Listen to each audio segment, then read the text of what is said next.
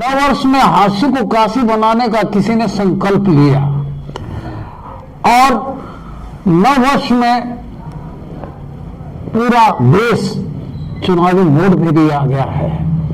अब 5 स्टेट में चुनाव हुए हैं और अब सेंट्रल के चुनाव होने हैं, उसके बाद हरियाणा के चुनाव होने हैं। हमारे साथ है एक ऐसी राजनीतिज्ञ महिला जो कांग्रेस की प्रदेश महासचिव हैं। आप हैं किरण मलिक जी, और यहीं के पास के गांव की रहने वाली हैं और हल्के में और प्रदेश में जाती हैं और कांग्रेस के लिए काम भी करती हैं। उसमें एक समाज सेवी ने हांसी को काशी बनाने का बेड़ा उठा लिया। क्या हांसी का नाम काशी रख दिया जाए आपके मुताबिक? क्या हांसी को हांसी रहने दिया जाए? क्या कहना चाहेंगे आप? हांसी की आवाज के सभी दर्शकों को मेरा नमस्कार।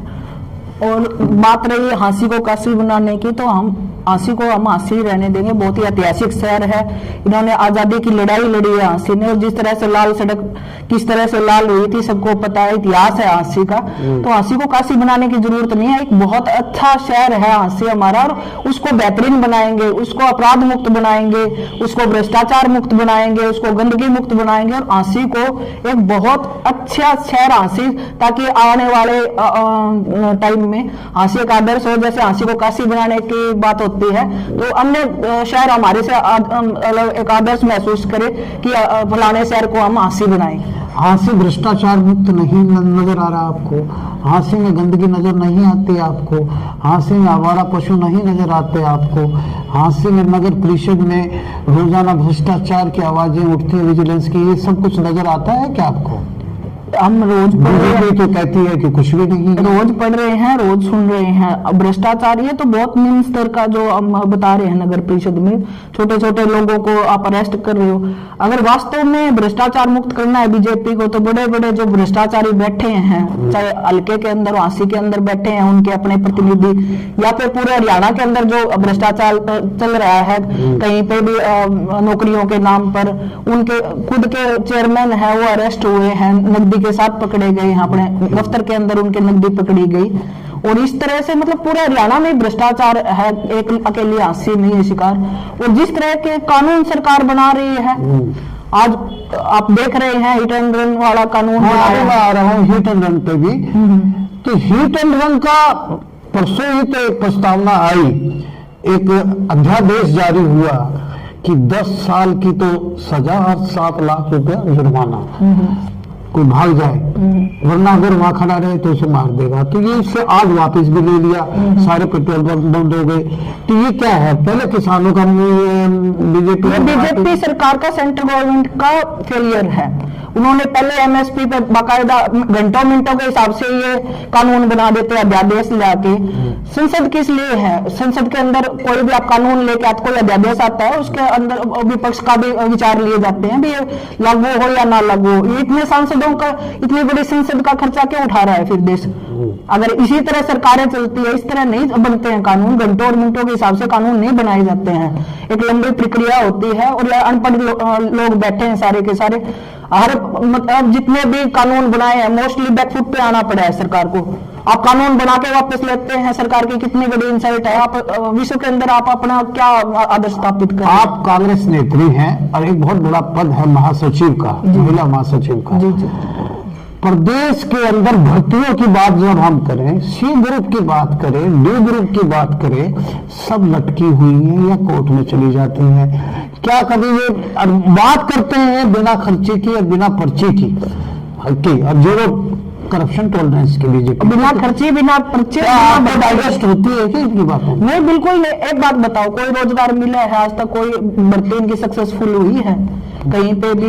रोज बच्चों को इधर से उधर, इधर से उधर बसों के अंदर धक्के खाने पड़ रहे हैं। रोज ये फार्म भरवाते हैं, फार्म के पैसे ले लेते हैं और दोबारा से वो रद्द कर दी जाती है, कभी कोर्ट के अंदर लटक जाती है। और अगर कभी वो भी गई है तो उसमें हरियाणा के लोग ही भर्ती नहीं होते। कितने एसडीओ लगाए थे उसके अंदर? कितने एसडीओ हरियाणा के थे? सिर्फ 2। बाहर से ला लाके ये हरियाणा के लोगों को तो सबसे आप ये बताएं, आप पूरे देश का आप आंकड़े उठा के देखेंगे, हरियाणा बेरोजगारी में नंबर 1 पर है आज, सबसे ज्यादा बेरोजगारी हरियाणा। और मैं देहात के अंदर जा रही हूँ, मनरेगा का आज मजदूर भूखा बैठा है, हाँ मनरेगा लोगों के आवाज उठाती है, बिल्कुल आवाज उठा रही हूँ। उनके जो मैं अपने उसमें घोषणा पत्र में डलवाने, उनकी मांगे डलवाने की कोशिश कर रही हूँ, चाहे वो आशा वर्कर है, चाहे मनरेगा मजदूर है, उनके मेट्स की आवाजें हैं, या जो अपने सफाई कर्मचारी हैं, बाकायदा उनके जो डिमांड पत्र है मैं अपने स्तर पर ऊपर भेज रही हूँ हमारे, ताकि उनको हमारे घोषणा पत्र में शामिल हो और आने वाले टाइम में जब कांग्रेस की सरकार आए तो इन लोगों से, इन चीजों से राहत मिले इनको। पिछली बार खट्टर साहब कह रहे थे कि 75 पार 39 पे जा टिके थे, इस बार कह रहे हैं कि 90 की 90 सीटें यानी कि असेंबली की पूरी हामी लेंगे, बीजेपी लेंगे, क्योंकि काम इतना किया है, हैट्रिक लगाएंगे। क्या लगता है? खट्टर साहब के जनसंवाद प्रोग्राम कार्यक्रम देखे होंगे। खट्टर साहब तो हमने सबको चंद्रयान में बिठा के आने वाले टाइम में चांद पर भेजने वाले हैं, तो यहाँ पे विकास की या किसी चीज की जरूरत ही नहीं पड़ेगी हमें। तो जब महिलाएं उनसे सवाल करती है, रोजगार का सवाल उठता है, तो खट्टर साहब उनका उपहास करते हैं। जनसंवाद का मतलब है जनसंवाद, और जनसंवाद लेते हाथ लाग रहे हैं, तो खट्टर साहब की बात को ऑथेंटिसिटी मानती नहीं मैं किसी भी बात की, वो क्या कह रहे हैं क्या नहीं कह रहे, उनका कोई मतलब ही नहीं। उन्होंने तो सभी विधायकों को हिदायत दी है कि जनसंवाद करें, जाके जनसंकल्प जाके लोगों से संवाद करें सीधा। क्या ये संवाद है या क्या है? ये इनका एजेंडा है, ये चुनावी एजेंडा है। ये चुनावी एजेंडा कुछ भी हो, आप जनता के बीच में जाते हैं, किस लिए जाते हैं? उनकी बात सुनने के लिए जाते होंगे ना। मैं भी जा रही हूँ तो उनसे उनके भी क्या दिक्कत है आपको, ये सारी चीजें पूछ रही हूँ। हमारी सरकार नहीं है, फिर भी हम जा रहे हैं, उनको उस चीज को सॉर्ट आउट करवाने की कोशिश भी कर रहे हैं। लेकिन विधायक जी जा रहे हैं, मैंने बहुत सारे गांवों का दौरा किया है, उस टाइम मैंने कहा भी आपके बीच में आ रहे हैं भ्याणा साहब, भी कोई मतलब मिलने ही नहीं दिया जा रहा। वो राम राम करते हैं, माला डलवाते हैं, चाय पीते हैं, निकल लेते हैं। किसी से आज तक ये नहीं पूछा उन्होंने भी आपको दिक्कत क्या है। जनसंवाद का क्या मतलब है? हांसी के अंदर दीपेंद्र हुड्डा आए, हाँ जी, और राहुल मक्कर जी जेजेपी के शहरी अध्यक्ष हैं, जी जी, हम उनके यहाँ चाय पीने के लिए आए। जी जी, क्या ये एक बहाना था कि वो उनकी बहन की शादी में नहीं आ सके, या इसमें कुछ अपना राजनीतिक मायने देखे जाए? क्या राहुल मक्कड़ कांग्रेस ज्वाइन करके कांग्रेस की टिकट मिलेगा क्या? नहीं, राहुल मक्कड़ जी का स्वागत है। टिकट देने का काम हमारी हाईकमान का है, ऊपर बैठे जो हाईकमान तय करेगी, और उसके भी टर्म्स कंडीशंस होती हैं, तो उसके हिसाब से टिकटें तय होती हैं। बहुत सारे हमारे क्राइटेरिया होते हैं, उसका अंदर हमें फिक्स करना पड़ता है कि किस क्राइटेरिया में टिकट जा रही है। तो हम पहले से कुछ ऐसा तय नहीं है कि हाँ पार्टी में सबका स्वागत है, अगर पार्टी में लोग ज्वाइन करेंगे तभी पार्टी का जनाधार बढ़ेगा, पार्टी सक्सेस होगी, आगे हम सरकार लेके आएंगे और लोगों के काम करेंगे। तो सबका ही स्वागत है, चाहे भ्याणा साहब आओ, चाहे राहुल मक्कड़ आओ, कोई भी आओ, पार्टी के दरवाजे खुले हैं सबके लिए। प्रदेश में भ्रष्टाचार नजर नहीं आता है क्या आपको? मैं तो रोज जनता के बीच में रह रही हूँ और मेरे को मैं रोज भ्रष्टाचार देख रही हूँ। विजिलेंस के ये सारे बनावटी हैं, ईडी है या विजिलेंस है, ये सिर्फ अगर किसी क्लर्क को पकड़ लिया, चपरासी को 100 रुपए लेते हुए पकड़ लिया, क्या वो भ्रष्टाचार है? भ्रष्टाचार पकड़ना, अगर सरकारी दिखावा ना करके वास्तव में भ्रष्टाचार पकड़ना तो पकड़े, अधिकारियों को पकड़े, अपने विधायकों को पकड़े, अपने मंत्रियों को पकड़े। इतने बड़े शराब का घोटाला, इतने बड़े बड़े तो घोटाले हो रहे हैं। ये ऐसा कहते हैं कि अगर किसी को, आप लोग भी कहते हैं, कांग्रेस वाले कहते हैं, आम आदमी पार्टी वाले कहते हैं, किसी को ईडी से बचना हो तो बीजेपी ज्वाइन कर लो। क्यों कर ले बीजेपी? क्यों करप्शन? ईडी एजेंट के रूप में काम कर रही है सरकार, बिल्कुल काम कर रही है, एजेंट के रूप में काम कर रही है। वो अपने लोगों को नहीं पकड़ रही। बीजेपी के किसी भी अपने उस पर बताओ, आपने ईडी ने रेड की है क्या? वो सिर्फ उन लोगों को भी बीजेपी ज्वाइन करवाओ आप इनसे, और जो भी उनके पास किसी भी तरह ब्लैकमेलिंग करके लोग डरते हैं, कानून से डर रहे हैं, सरकार से डर रहे हैं। इन्होंने पूरे देश के अंदर दहशत का माहौल फैला रखा है, दोनों ने, मोदी जी ने और अमित शाह जी ने। पूरे हल्के के अंदर किरण मलिक का नाम आ रहा है आगे कि भी किरण मलिक चिंता गाड़ेगी और यहाँ चुनाव लड़ेगी और कांग्रेस की टिकट लेके आएगी। क्या इज इट सो? ये चिंता आपका गड़ी गया है क्या? वो तो आप लोग पार्टी या मैं अपना दावा बिल्कुल पेश करूंगी। हम अपने मेरे परिवार का दावा है। हाँ, मैं महिला के तौर पे और काम कर रही हूँ। मैं लगातार प्रदेश के अंदर काम कर रही हूँ, मैं हल्के के अंदर काम कर रही हूँ।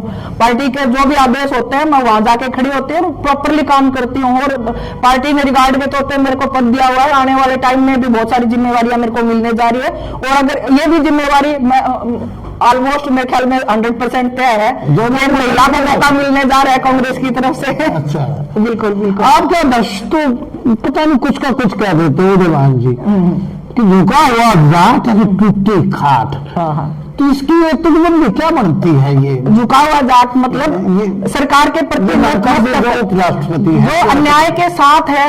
जाट हमेशा अन्याय के खिलाफ होता है। हमारी एक परसेप्शन है जाटों को लेके कि चाहे अन्यायी अपना भाई क्यों ना हो, हम उसके खिलाफ होते हैं। और हम कमजोर पक्ष जो जिसका न्याय होना होता है, हम उसके प्रति हमारी सहानुभूति होती है। जैसे धनखड़ जी की बात पे उन्होंने ये बात कही थी। धनखड़ जी हमेशा उपराष्ट्रपति के पद की गरिमा उन्होंने कब रखी? वो प्रधानमंत्री के सामने ऐसे मस्तक रहते हैं। मतलब जो भी पावरफुल लोग हैं बीजेपी में बैठे हैं उनके आगे झुके रहते हैं। इसलिए ये बात कही है अध्यक्ष जी ने कि झुका हुआ जाट। उन्होंने कौम का कब खिलाड़ियों का साथ दिया? किसान आंदोलन में धनखड़ जी कहाँ थे? तो वो सरकार के प्रति उनका झुकाव है। उनको अपने पद और अपनी लालसा है, पद की प्रतिष्ठा जो अंतिम प्रश्न करो। साक्षी मलिक हाँ जी अर्जुन अवार्ड खेल छोड़ गई, बजरंग पुनिया अपना अवार्ड वापस कर रहा है और अन्य खिलाड़ी भी फोकाट भी वो ऐसे जा रही है कि भी अपने अवार्ड वापस लो।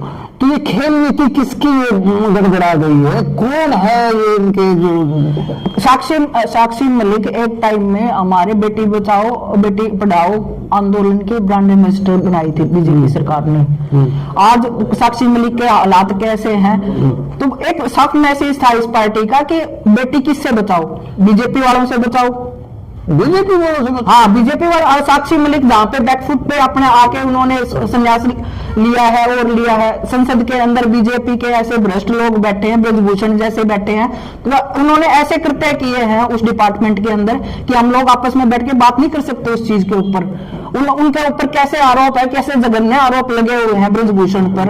आज उन्हीं लोगों को आप उस एसोसिएशन में बिठा रहे हैं, कुश्ती संघ में बिठा रहे हैं। तो आगे जाके वो क्या करेंगे? फिर बेटियां वहां पे करेंगी क्या? हमें आत्मसम्मान होने किरण मलिक सिंह कौन से गुट में है? एक किरण गुट है, एक रणदीप सुरजेवाला गुट है, एक सरिता गुट है, एक हुड्डा गुट है जो अपनी अलग अलग हमारे यहाँ कोई ग्रुप नहीं है। हम कांग्रेसी हैं सारे और सब अपना अपना काम कर रहे हैं। अगर कोई आवाज भी उठती है तो वो कांग्रेस का इंटरनल एक लोकतांत्रिक सिस्टम है।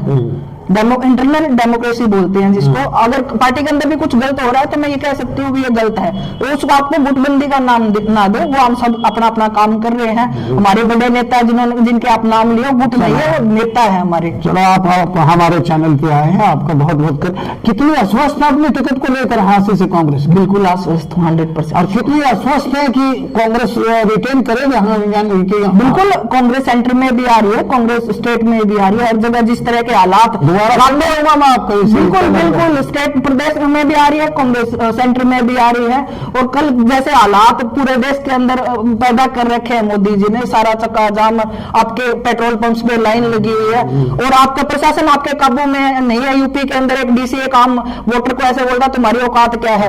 डीसी हमारा नौकर होता है, डीसी हमारा मालिक नहीं है। आम लोगों से आप ऐसे नहीं कह सकते तुम्हारी औकात क्या है। डीसी की क्या औकात है? तो कौन कर रहा है डीसी को? चलो बहन जी, हम बहुत बहुत शुभकामनाएं देते हैं। आप फायर ब्रांड आज पहली बार देखी कि फायर ब्रांड एक प्रदेश महासचिव की तरफ बोली है।